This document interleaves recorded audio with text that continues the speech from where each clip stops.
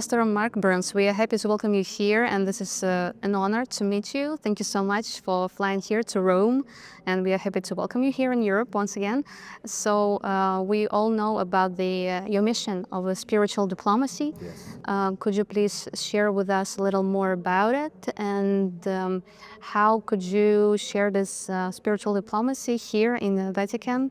Well, first of all, I'm just want to tell ALLATRA and all of the volunteers again, the amazing work that you all do to bring peace and humanity around the world. I'm, again, spending time with your wonderful president and just the whole entire team.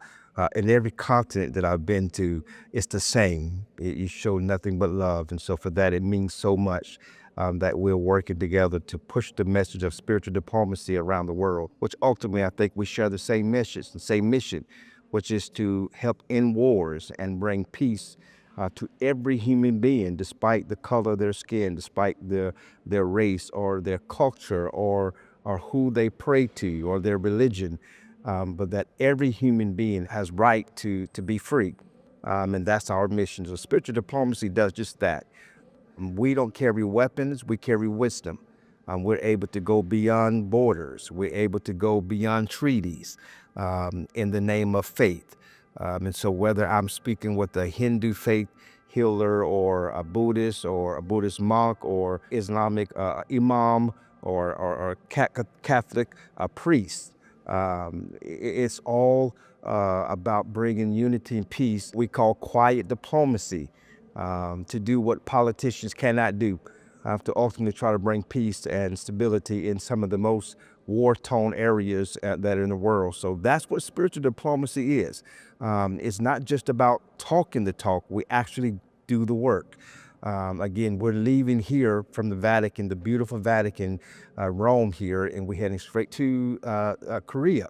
And there's a situation that's happened there. And so with Mother Moon and the injustices that are happening with the Universal Church, that's what spiritual diplomacy is all about. President Trump will be there at the same time, and we'll be there to help bring as much peace as possible. My prayer is that through partnering with ALLATRA and partnering with this amazing organization and you amazing volunteers around the world, you inspire me so much just to see the power of volunteers and the love that all of you all have for humanity, without getting a pat on the back, without getting interviewed, without being told you're doing a good job. You are the true unsung heroes that are out there. And so partnering with you all, knowing that this message is getting around the world, and Marina and the wonderful work that she's doing, I have to give her a big shout out because I get to spend time with your wonderful president and kindness that she has behind the scenes, on camera, in front of the camera. It's all about the mission. So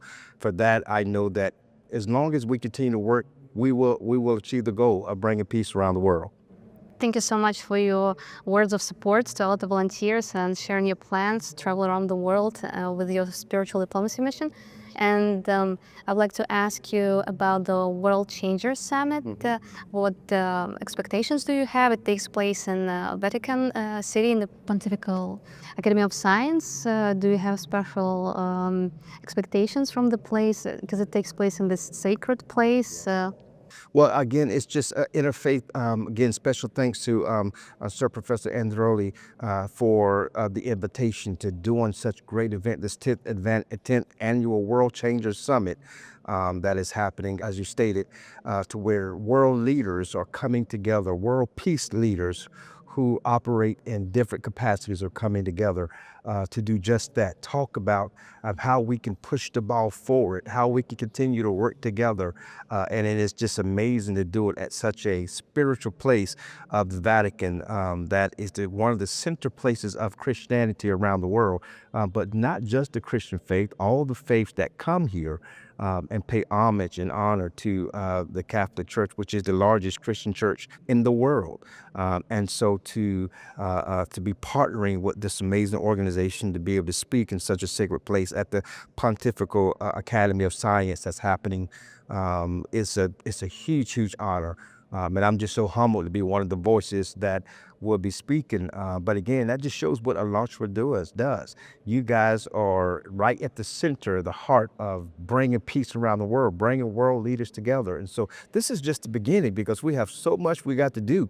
I'm excited about the event that's coming up. I know you're going to ask about that.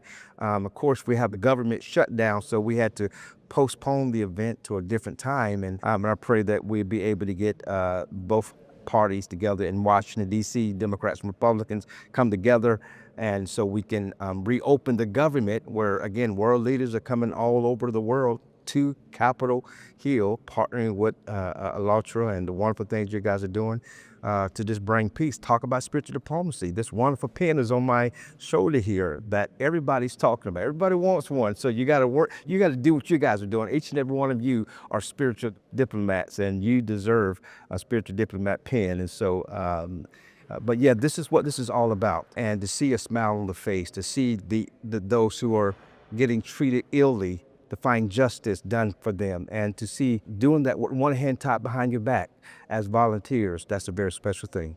Professor Andreoli also will be a speaker at the upcoming conference. Yes, he will. Again, he accepted it. He's so excited about coming, and we have people from all over the world. Again, the professor is coming himself, and we will be presenting him with an award tomorrow. He already knows it, but we're going to give him a special award for being a special spiritual diplomat, for putting on such a great event and allowing us to be a part of it, allowing ALLATRA to be a part of it, and to give him the access to that most people don't get to spread the gospel, spread the word of truth and peace, and spread human beings coming together to do great things, to lift each other up. Thank you so much for sharing about this. And we understand that spiritual diplomacy, it's about unity. What about, how do we explain this message to other people?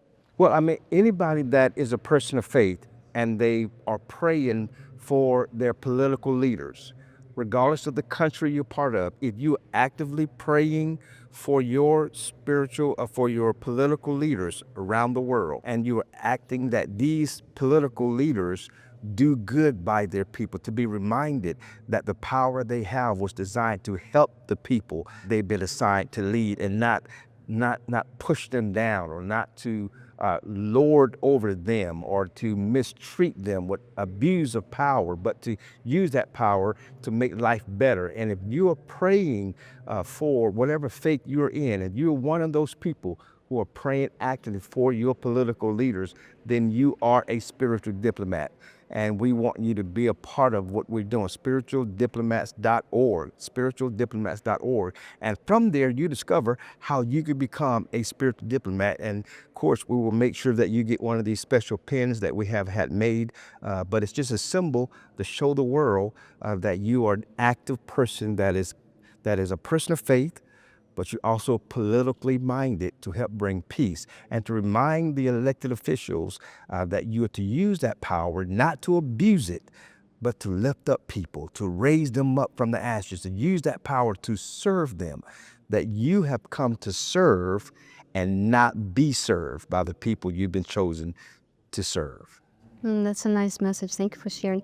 How do you see the future of your mission of the spiritual diplomacy, how it can develop, and how can anyone become a spiritual diplomat?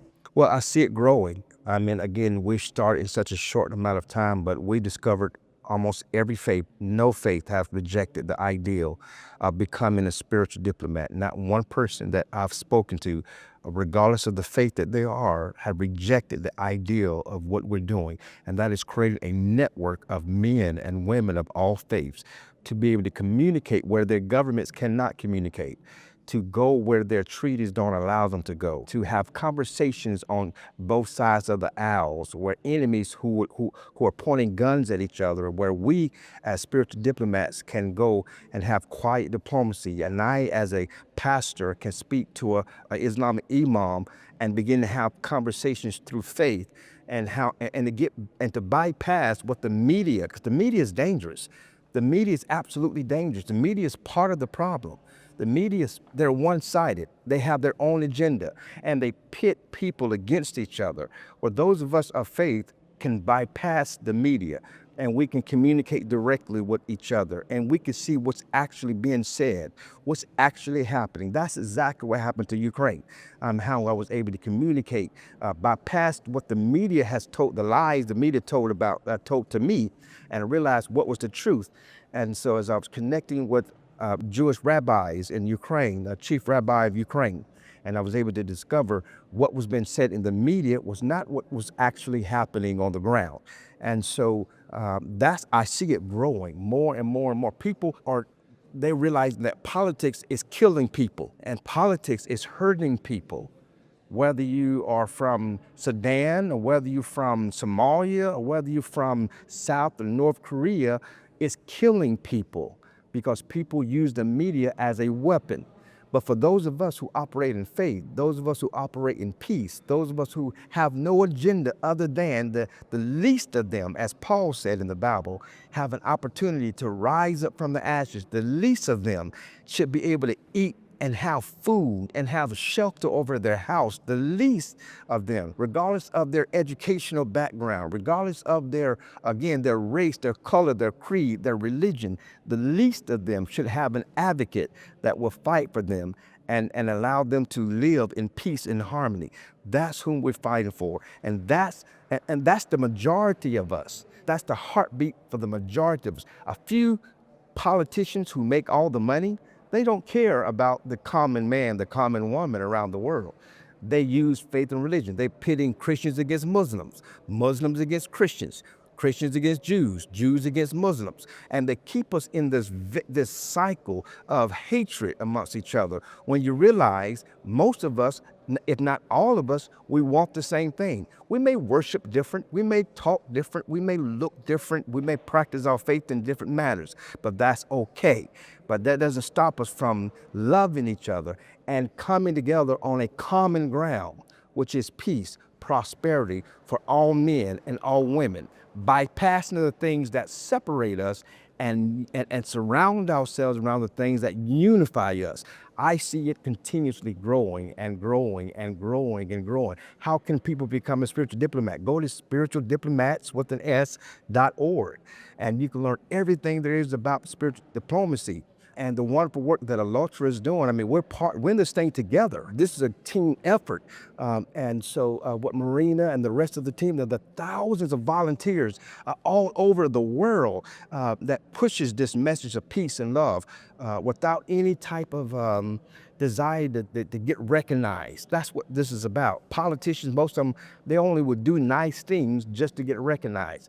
But we are working, regardless if we get praised or not, our reward is to see the least of them prosper around the world, and that's our goal. And so spiritualdiplomats.org, if you have a desire to operate in faith and interfaith and tolerance, and you also are praying politically, and you're politically minded, knowing that the laws of the lands could be causing injustices where you live, we want you to be a part of the Spiritual Diplomat Corps, and we want you to help spread this message around the world. But I see it growing and growing, and I believe it can grow beyond any political party around the world because people can unite in faith, right? And that's the key here. Thank you so much for your words, and it's true that ALLATRA volunteers all over the world also basically spreading these human universal values, spreading awareness about human rights, and maybe not even realizing that we're already spiritual diplomats because we're raising awareness about these important issues. You most definitely, listen, I'm telling every volunteer, you are now also a spiritual diplomat. So you too need to get we need to get one of these lapel pins. You wear it with pride because you're telling the rest of the world that I stand for peace, prosperity, love. I stand for religious tolerance, and I am to lift up my brother and my sister, never to push them down. If you're watching this and you're an ALLATRA volunteer, then yes, you are a spiritual diplomat. Thank you so much for your inspiration. A few words about the events we currently attending. So the book was published by Professor Andreoli, Quantum Computing, AI, and the Future of Humanity. And how do you think how these topics could be combined when it comes to AI and moral aspects, and what role Vatican plays in this aspect? Well, it's so important that there be a moral compass when it concerns AI or the newest technology, because when there's not a moral compass, then you're creating technologies that's ran by men who have no moral compass. And therefore that can create corruption, or that creates lopsidedness, where you see the poor doing all the work and only the few rich getting the reward. But when there's more compass and there's more people of faith involved in AI, involved in technology, then the same technology can be used to build houses. It can be used to create greater farms. It can be used to feed people. It can be used to health care for people around the world at a very low cost. When there's people that have clear moral compass, like Professor Andrelli and others who are mixing AI. So we have to be involved. If we're not involved, again, only the few rich, corrupt men will take advantage of this type of a technology, and they will use it just to benefit them and not the rest of the world. So this is so important that we're doing this here at the Vatican, here in Rome. What is so important what the professor is doing to bring AI transcendence to a more compass mentality, where he has, fathers and people of faith on panels talking about this very thing. So if we are involved as people of faith with good morals and a good moral compass, then we get to use that technology not to destroy or to belittle man, but to raise them up. Thank you so much for your powerful words you shared with us today, and it's truly an honor to talk to you and to collaborate and be friends with you as the ALLATRA movement. Any words you would like to wish to our viewers? Well, again, to everybody that's watching, I'm just going to talk to you right here. To everybody that is watching, listen, this is just the beginning. Okay, there's ALLATRA by itself is already powerful. ALLATRA by itself is already magnificent. But God has brought us together to use this mouth of mine that's going to be as loud as possible to tell the whole world what God is doing as we partnering together. And so this is something exciting that's going to happen, and you are a part of it. So don't sway. I've said this before. Don't get too tired. Don't get weary, because we have more lives to save. We have more people to feed. We have more injustices to get justice. We need to get more people out of jail. And only you and you alone, no matter where you are, how small you may think you are, you're not small. You're part of the grain. We need you. And when there's a lot of grain, there's a lot of power. You may feel like you're by yourself with one piece of grain, but no, you're part of the larger piece of grain. And when you put all that grain in one bowl, we become a powerful unit. And that's what's happening right here with us partnering together. You are part of that grain, and we have a lot of evil to knock out together.